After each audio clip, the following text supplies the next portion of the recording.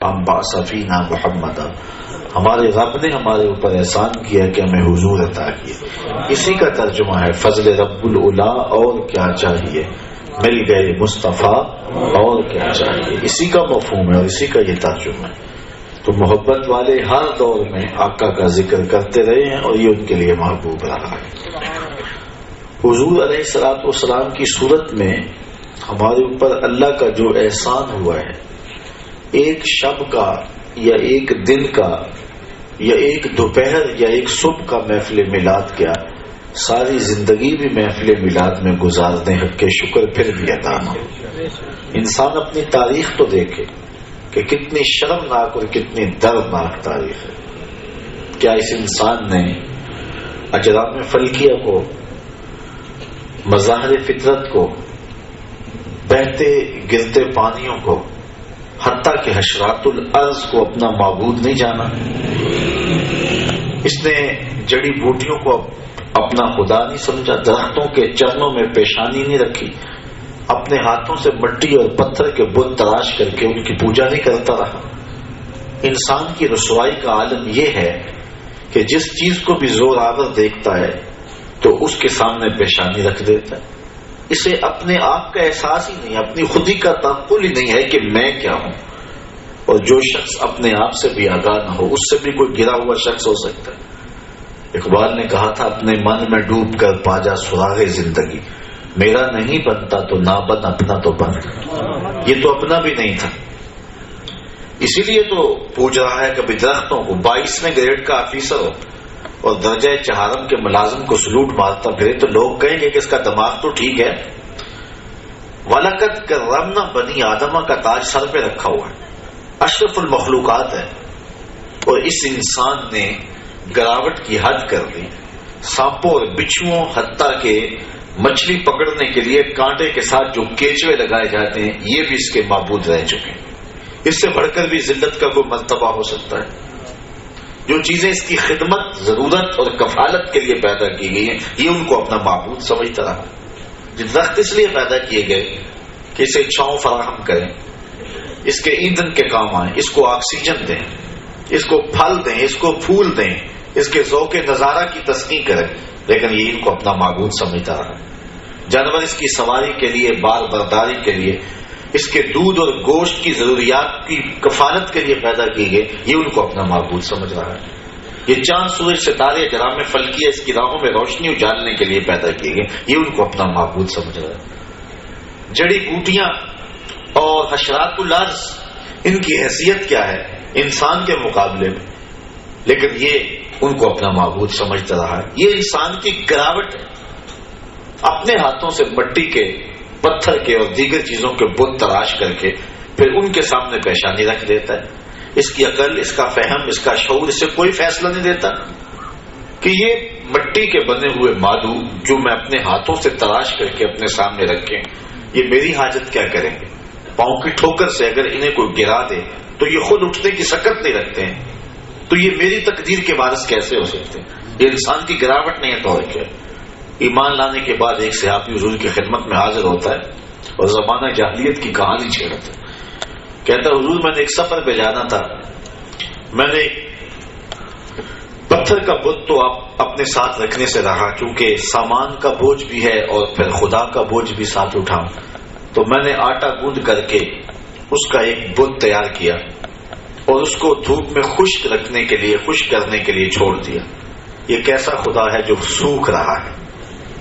ایک خدا یہ چاند کو مان رہے ہیں اور سورج کو مان رہے ہیں، اور دوسرا اس کی تپش سے اپنے وجود کو سکیڑ رہا، ہلکا ہو رہا ہے.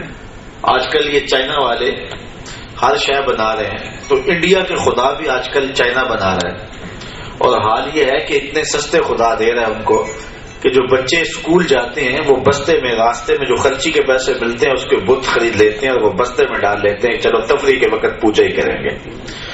تو یہ بے بس اور مجبور قسم کی ان چیزوں کو اپنا خدا انسان سمجھتا ہے. وہ کہانی سنا رہا ہے حضور کو کہ حضور میں نے وہ آٹا گوندھ کر کے بت تیار کیا، پھر اپنے سامان سفر میں رکھ لیا. جو سفر کا اندازہ تھا، سفر اس سے کچھ زیادہ ہو گیا، توشہ اندازے کے مطابق تھا. جب میرے پاس کھانے پینے کا سامان ختم ہوا اور بھوک سے میرا حال برا ہوا پہلے تو میں نے صبر کیا، جب صبر کہا اور ضبط کا یارہ نہ رہا تو میں نے اپنے بیگ سے اپنے اس خدا کو نکالا، اس کو توڑا کوٹا اور پھر اس میں آٹا ڈال کر کے اس میں پانی ڈال کر کے اس کو گوندا اور پھر اس کی روٹی پکائی اور پھر اس کو کھاتے ہوئے کہا کہ میرے خدا اگر تو اب کام نہیں آئے گا تو کب آئے گا؟ اب تو بھوک کی وجہ سے میری جان بھی نکل رہی ہے۔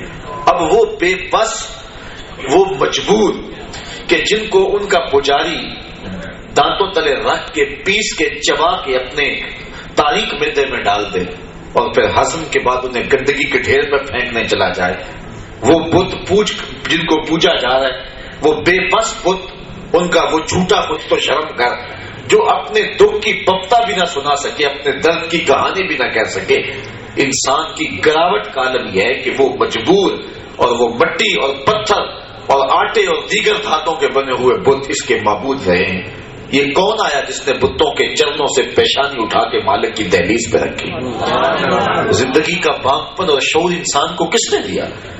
انسان تو ساری زندگی سجدے میں پیشانی رکھ کے شکر ادا کرتا رہے اور کہ شکر ادا نہ ہو۔ اتنا بڑا کرم ہوا کہ انسان تو خدا آگاہ ہونا تو بہت دور کی بات ہے، یہ خود آگاہ بھی نہیں تھا، اور یہی رسوائی ہے انسان کی۔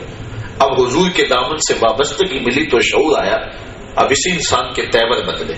پہلے انسان کیچووں کو پوجتا ہے اور اپنی مقدس پیشانی وہاں رکھتا ہے، اب انسان کی بلندی فکر دیکھیے، اس کے تخیل کی پرواز دیکھیے۔ اب وہ کہتا ہے کہ فرشتہ کہنے سے میری توقیر گھٹتی ہے، میں مسجود ملائک ہوں، مجھے انسان رہنے دو۔ کہتا ہے فرشتہ کہنے سے بھی میری عزت میں فرق پڑتا ہے، کیونکہ فرشتوں کی پیشانیاں تو میرے حضور جھکتے رہی ہیں۔ یہ کہاں سے اٹھا اور کہاں تک پہنچ گیا؟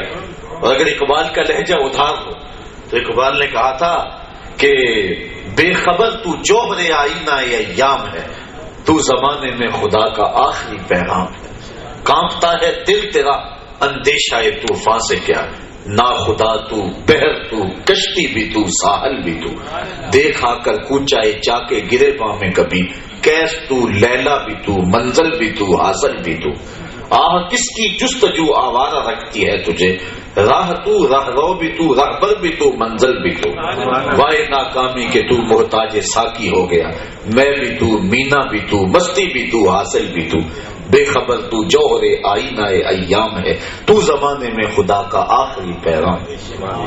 انسان کی خود ہی بیدار ہوتی، پھر لہجہ تبدیل ہوتا ہے، تو راز کن فقاں ہے، اپنی آنکھوں پر عیاں ہو جائے، خودی کا راستہ ہو جا، خدا کا ترجمہ ہو جا، خودی میں ڈوب جا غافل، یہ سر زندگانی ہے، نکل کر حلقہ شام و سحر سے جاویداں ہو جا، مسافے زندگی میں سیرت فولاد پیدا کر، شبستان محبت میں حریر و پر نیا ہو جا، گزر جا بن کے سیلے تند رو کو ہو بیاباں سے، گلستان راہ میں آئے تو جوئے نغمہ خاں ہو جا، تیرے علم و محبت کی نہیں ہے انتہا کوئی، نہیں ہے تجھ سے بڑھ کر ساز فطرت میں نوا کوئی، تیرے سے بڑی نوا تو ساز فطرت نے کوئی پیدا ہی نہیں کی ہے، تو قدر کہاں بھٹک رہا ہے؟ یہ انسان کی پستی اور ذبح حالی کی کہانی تھی، اور حضور آئے تو انسان نے سر اٹھا کے چلنا سیکھ لیا، انسان نے ان بتوں کی اور ان جھوٹے معبودوں کی غلامی سے جان چھڑائی اور توہم پرستی سے انسان کو نجات ملی۔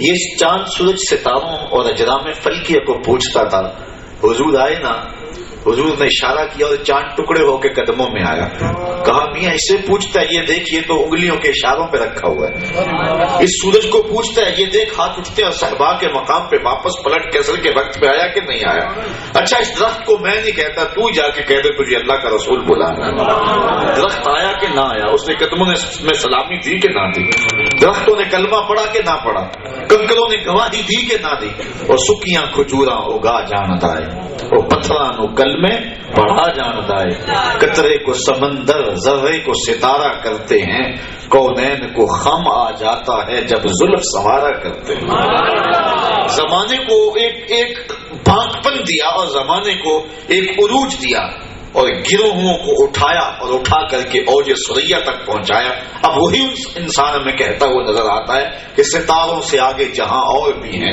ابھی عشق کے امتحان اور بھی ہیں، وہ آگے بڑھتا چلا جا رہا ہے، تو رہ نہ برد شوق ہے منزل نہ کر قبول، لیلا بھی ہم نشیں